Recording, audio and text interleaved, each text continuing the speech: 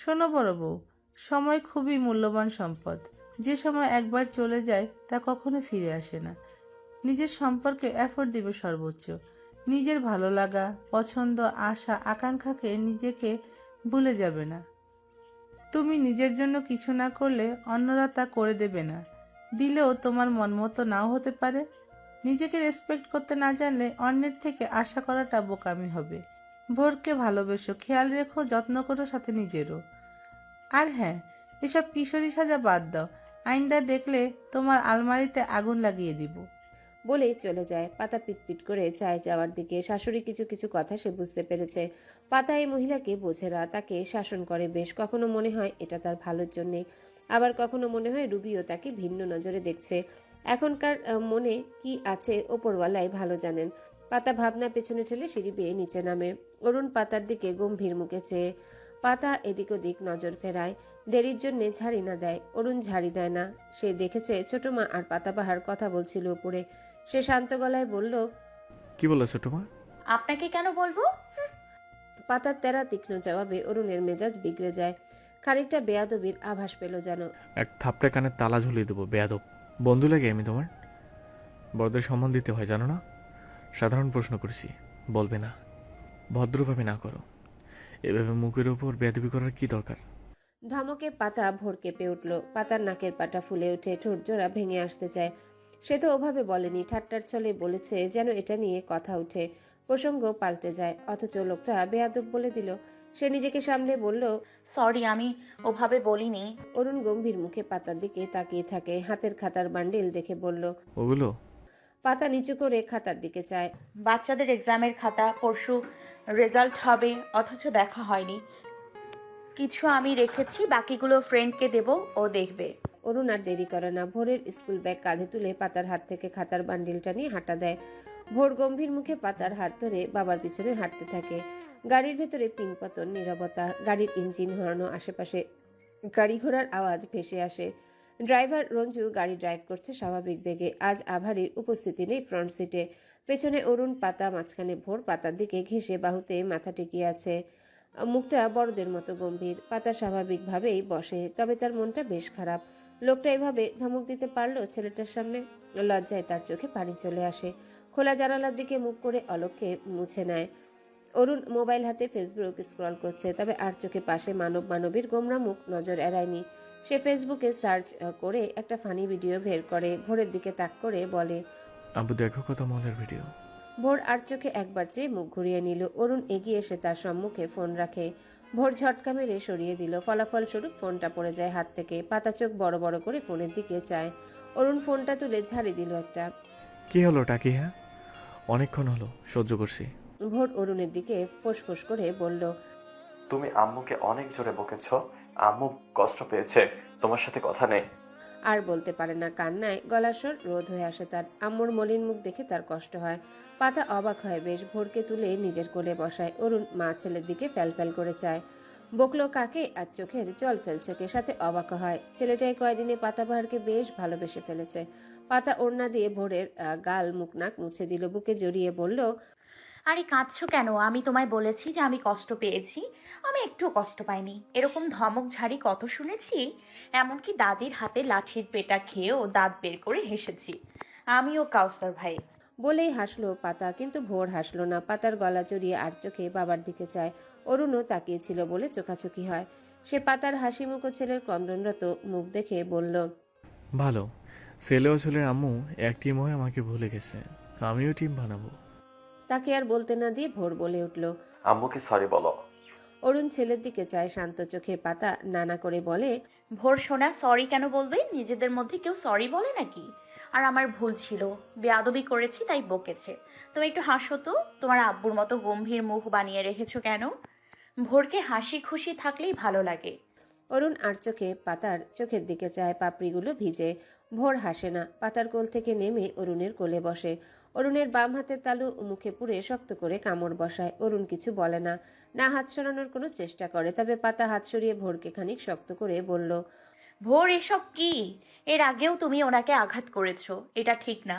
তোমার আব্বু তোমার গুরুজন, তাকে আঘাত করা ঠিক? ভোর মাথা নাড়ল ঠিক না, তাই সে কামড় দেওয়া জায়গায় হাত বুলিয়ে চুমু খেয়ে সরে আসতে নিলে অরুণ ছেলেকে আটকায়। শান্ত নরম গলায় বলল। ভুল হয়েছে আমার, সরি পাতাবার। ভোরের গোমরা মুখে হাসি ফুটে উঠল। বাবার গলা জড়িয়ে ধরে চুমু খায় গালে। অরুণ পাতার দিকে চায়, পাতাও তার দিকে সরি বলল, কিন্তু বাধ্য হয়ে। তবে পাতা কিছু বলে না, ঠোঁট বাঁকিয়ে হাসে অল্প। অরুণ হাত বাড়িয়ে পাতার ফুলো গালে আঙ্গুল দাবিয়ে দেয়। পাতা ব্যথা পায় না, একটু বরং কেঁপে উঠল কি। তবে তার ইচ্ছে করে ভোরের মতো আঙ্গুলটায় শক্ত করে একটা কামড় বসিয়ে চুমু খেতে। ব্যস্ত রাস্তা, গাড়ি ঘোড়া রিক্সা ছুটে চলেছে অনবরত, গাড়ির হর্ন বাজছে। বাচ্চারা ছোটাছুটি করে রাস্তা পার হয়ে স্কুলে প্রবেশ করছে।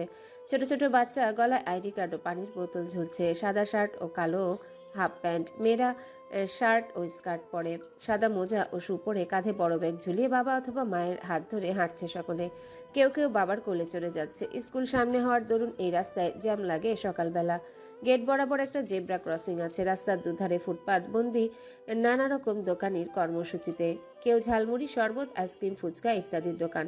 তবে একটা জিনিস ভালো, সেটা হচ্ছে স্কুলের ভিতরে এসব অ্যালাউ না। স্কুলের আঙিনায় বাচ্চাদের জন্য একটা দোকান আছে, তবে সেটা ক্লাস চলাকালীন বন্ধ থাকে। টিফিন পিরিয়ডে স্কুল ছুটির আগ মুহূর্তে খুলে। অরুণের গাড়ি জ্যামে আটকে। পাতাও ভোরকে নামিয়ে দিয়েছে, ওই তো যাচ্ছে। আগে তো সেই নামিয়ে দিয়ে ক্লাসে বসে তবেই ফিরত, কিন্তু আজ সে তার আম্মুর হাত ধরে নাচতে নাচতে যাচ্ছে হাসি মুখে। ব্যাগটা পাতার কাছে। জ্যাম ছেড়ে গাড়ি যায়। ইউটার্ন নিয়ে স্কুলের সামনের অপর রাস্তায় আসে। পাশের সিটে তাকাতেই নজরে আসে একটা ব্যাগ। অরুণের কপালে ভাঁজ পড়ে। ব্যাগে টিফিন বক্স, এটা তো সেই বানিয়ে এনে দিয়েছে পাতাবাহারকে লাঞ্চের জন্য। মেয়েটি ফেলে গেল। অরুণ বক্স হাতে নেয়, ড্রাইভারকে বলে গাড়ি থামায়। রাস্তা পার হয়ে গেট পেরিয়ে স্কুলের ভিতরে প্রবেশ করে। সোজা টিচার্স রুমের উদ্দেশ্যে যায়। ভোরের ক্লাসরুম ওইদিকেই। টিচার্স রুমের সামনে দিয়েও আসা যায়। অরুণ মাঠ পেরিয়ে বারান্দায় যায়। পাতাকে নজরে আসে, ওই তো দাঁড়িয়ে কারোর সাথে কথা বলছে। 2 পা এগিয়ে গেলে অরুণের পা থেমে যায়। পাতা একটা ছেলের সাথে কথা বলছে। অরুণ চেনে ছেলেটাকে, স্কুলেরই টিচার। সেই হিসেবে পাতাবাহারের কলিগ, কথা বলতেই পারে, কিন্তু ওভাবে হেসে এসে পাতা ছেলেটার দিকে খাতার বান্ডিল বাড়িয়ে দিল। ছেলেটা হাসি মুখে নিয়ে কিছু বলল। পাতা খিলখিলিয়ে হেসে উঠল। অরুণের দন্ত কপাটি কটমট করে ওঠে। হাতের ব্যাগটা শক্ত করে পা চালালো হনহনিয়ে। এই তার ফ্রেন্ড, যে এতগুলো খাতা দেখবে একদিনে? ভালো, খুবই ভালো। তাড়াহুড়ো করে দেখো না যেন, ভালোভাবে দেখো খাতাগুলো। সৈয়দ হেসে পাতাকে বলল। যথাজ্ঞা ম্যাডাম। পাতা অরুণ সরকার। পাতা মুচকি হেসে চোখ রাঙায়। সৈয়দ হেসেই মজা সুরে বলল। যাই বলো, আমি কিন্তু বলেছিলাম রাজি হয়ে যাও। জুনিয়র পার্টনার অতটাও অড না, ট্রাই করতে পারো। কিন্তু তুমি তো তোয়াক্কাই করলে না। এখন বুড়ো বেডারে নিয়ে সারা জীবন কাটাতে হবে। কষ্ট কষ্ট, আফসোস। পাতা মুচকি হাসে। ছেলেটার সাথে স্কুলে আসার পর থেকে পরিচয়, একসাথে জয়েন করেছিল। খুবই ফ্রেন্ডলি, হাসি খুশি একটা ছেলে। মনটাও ভালো হয়তো বা। বুড়ো নয় মোটেও, তোমার থেকে যথেষ্ট হ্যান্ডসাম ও হাট্টা কাট্টা দেখতে। তোমাকে তো হালকা বাতাসেই খুঁজে পাওয়া যাবে না, কোনো না কোনো গাছের সাথে লটকে থাকবে। সৈয়দ হেসে উঠল, সামনে দেখিয়ে বলল। পিছনে দেখো, আসছে তোমার হাজবেন্ড, হাট্টা কাট্টা জামাই। তোমার জামাইয়ের মুখখানি দেখো, মনে হচ্ছে নিম পাতা মুখে নিয়ে আসছে। একটু মিষ্টি মুখ করিয়ে দাও বেশি করে। আসছি, টাটা। বলেই চলে যায় সামনে। তারপর রুমে ঢুকে দরজা চেপে দেয়। পাতা পেছনে যায়। অরুণ গম্ভীর মুখে পাতার সামনে দাঁড়ালো, বেশি দূরত্বে না, কাজ ঘেঁষেই। পাতা আশেপাশে দেখে ছোট ছোট কিছু বাচ্চারা গলাগাটি করে ক্লাসে যাচ্ছে। পাতা চাপা স্বরে বলল। কি হয়েছে, কিছু বলবেন? অরুণ ব্যাগটা বাড়িয়ে দেয়। মন কোথা থেকে? পাতা হাতে নিল। মনে ছিল না, আর আসলে আজ টিফিন পিরিয়ডে ছুটি নিব, তাই আর কি। অরুণ ভ্রুকুটিতে ভাঁজ ফেলে জিজ্ঞাসা করলো। ছুটি কেন? এতগুলো খাতা দেখতে হবে না, তাই শেষ হয়ে গেল। কেন? আপনার বন্ধু নিলে তো। বন্ধু কথাটা একটু টেনে বলল। পাতা বুঝতে পারলো কি। সৈয়দকে অর্ধেক দিয়েছি, বাকি অর্ধেক বাড়িতেই, ওগুলো আমি দেখব। অরুণ কিছু বলে না, চুপচাপ দাঁড়িয়ে থাকে। পাতা উসখুস করে, লোকটা যাচ্ছে না কেন? বাকি টিচার্সরা দেখলে মজা উড়াবে অনেক। সে শুধু ঘাড় এদিক ওদিক করে দেখছে কেউ আসছে কিনা। অরুণ পাতার অস্থিরতা লক্ষ্য করে গম্ভীর মুখে বলল। আমি দাঁড়িয়ে আছি বলে অস্থির হচ্ছ? ওই ছেলেটার সাথে হাসি খুশি কথা বলছিলে। পাতা তড়িঘড়ি অরুণের দিকে ফিরে কি বলল?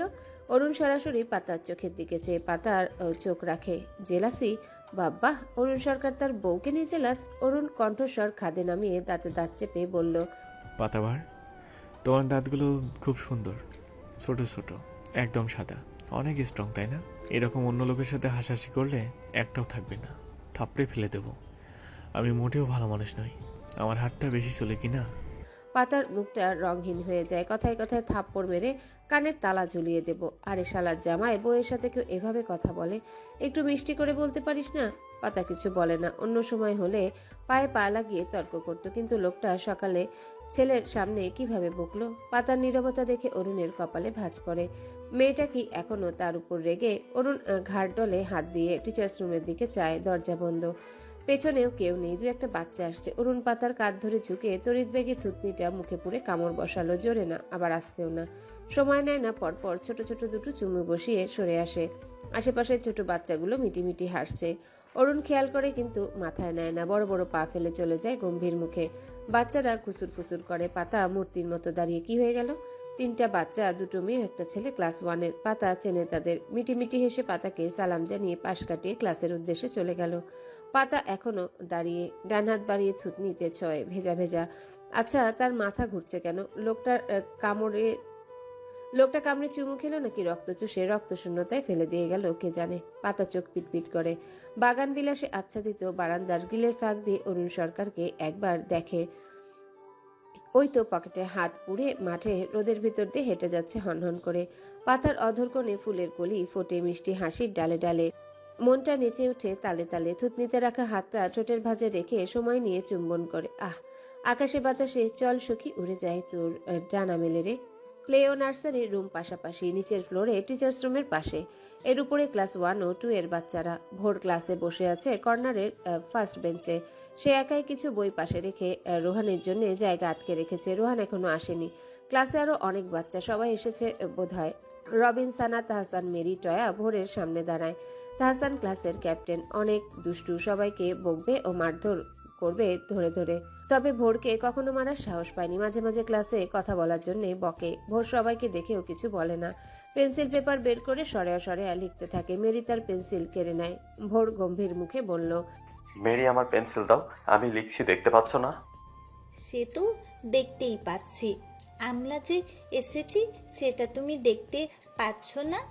মেরির কথায় ভোরের হাসি পায়। সেও ব্যঙ্গ করে বলে, পালছি। মেরি, বলেই হেসে দিল। মেরি রেগে পেন্সিল দিয়ে বেঞ্চ মারলো। পেন্সিলটা ভেঙে যায়। মেরি ভাবেনি ভেঙে যাবে। ভোর নিজের ভাঙা পেন্সিল দেখে রেগে বলল, কি করলে তুমি এটা? আমার পেন্সিল ভাঙলে কেন, বাজে মেয়ে? বাজে বলায় মেরিও রেগে মারতে গেলে সানা আটকায়। তাহসান ভোরকে বলে, ওকে বাজে মেয়ে বললে কেন? আমি স্যারকে বলে দেব, তোমায় পানিশমেন্ট দিবে। আমিও মেলে দেব যে ও আমার পেন্সিল ভেঙে দিয়েছে। সবাই দমে যায়। রবিন ভোরের পাশে বসে হেসে বলল,